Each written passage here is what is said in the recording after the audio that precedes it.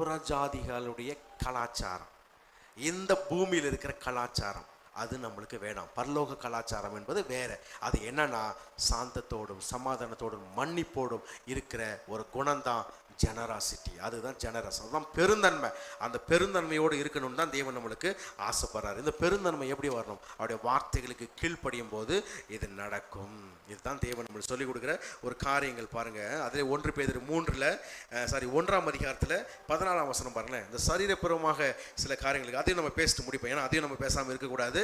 ஒரு முறை நம்ம சரீரத்தின் பரிசுத்தமாக இருப்பதையும் நம்ம பேசணும். அதாவது தேவன் நம்மளை பரிசுத்தமாக்குறது ஒன்று, இன்னொன்று நம்மளை நாமளே பரிசுத்தமாக்கி கொள்வது இன்னொன்று இருக்குது. அப்போ நம்மளை நாமளே என்ன பரிசுத்தமாக்கி கொள்ள முடியும்? நம்முடைய சரீரத்தை பரிசுத்தமாக்கி கொள்ள முடியும். ஆனால் நம்முடைய ஆவியும் நம்முடைய ஆத்மாவையும் எல்லாத்தையும் பரிசுத்தமாக்குகிறார் ஆவியானவர். பாருங்க 14ஆம் வசனம், 1 பேதுரு 1:14. நீங்கள் முன்னே உங்கள் அறியாமையினாலே கொண்டிருந்த இச்சைகளின்படி இனி நடவாமல் கீழ்ப்படி